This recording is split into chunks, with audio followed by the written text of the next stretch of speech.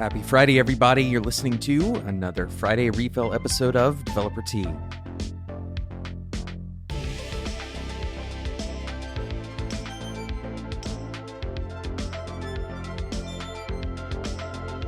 Nothing that we say on this show is particularly new. A lot of what we're talking about is discussed in books, in philosophy, hundreds of years gone by most of the time. And so it should come as no surprise to you that when we talk about this stuff on Fridays, when I try to give you something to think about, it's probably something you've heard before. But it bears repeating. It's worth repeating some of the things that are so easy to forget. And I find that a lot of the time when I'm recording these episodes, I'm doing it as much as repeating a mantra back to myself as I am to you. And this is something, in today's episode, this is something that I need to hear. And I'm trying to take that outside perspective and give myself some advice. Very often I find that when I do this, other people, they tend to need the advice too. Maybe not everybody who's listening to this, but some of you will. And that advice is very simple today. When you are trying to improve, do it in one area at a time. When you are trying to improve, which is pretty much all of us, most of the time, we're probably trying to improve on something. When you're trying to improve, do it in one area at a time. Now, why is this? Well, it's pretty clear. We've talked about focus on this show as a overarching theme for the vast majority of episodes. Focus will come up, and limiting our focus to fewer things is more kind of in line with the way that the human brain works. And we're going to be more effective if we try to improve in one area at a time. And realistically, if we were to try to improve in every area at all times, it's most likely that we will run into a few conundrums. Right? We'll run into a situation where if we're trying to optimize for one particular aspect of our personality, for example, well, making one decision is going to be better than another decision, which might be optimizing for a different aspect of our personality.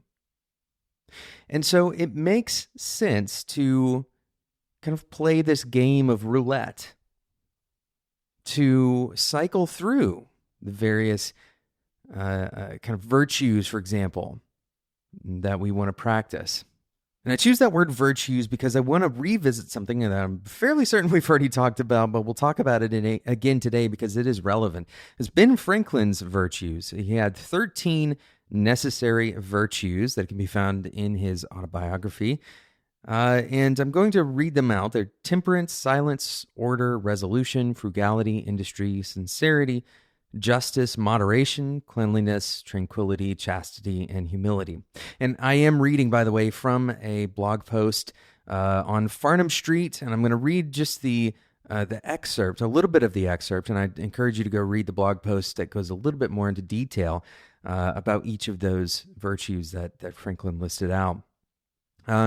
Franklin advised, all right, this is straight from the blog post, my intention being to acquire the habitude of all these virtues, I judged it would be well not to distract my attention by attempting the whole at once, but to fix it on one of them at a time, and when I should be the master of that, then to proceed to another, and so on, till I should have gone through the 13, and as the previous acquisition of some might facilitate the acquisition of certain others, I arranged them with that view, as they stand above. Temperance first, as it tends to procure that coolness and clearness of head, which is so necessary where constant vigilance was to be kept up, and guard maintained against the unremitting attraction of ancient habits and the force of perpetual temptations. This being acquired and established, silence would be more easy, and my desire being to gain knowledge at the same time that I improved in virtue.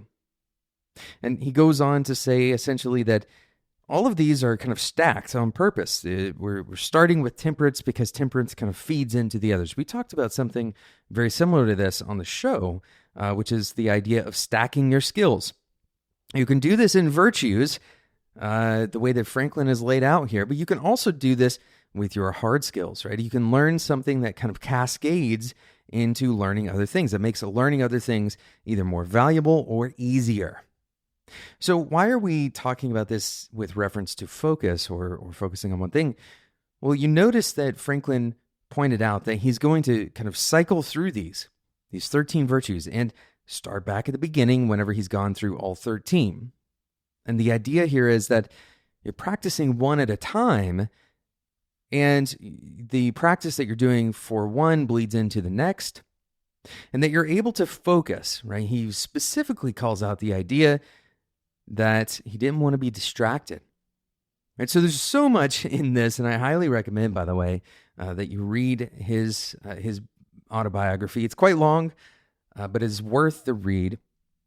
So there's a lot here to unpack, and it's not just Franklin that does this, but when we're trying to improve in an area, whether it's technical or virtuous, right, soft skills or our values that we want to practice, it helps us to be able to focus in one area and to evaluate ourselves on that area, right? So there are certain times, for example, in your career, there's certain times in your life, so even certain times of the year, various seasons where practicing a particular thing might be better suited to that time period, to that phase of your life than another thing. So this is the kind of the basic homework that I want you to take home here.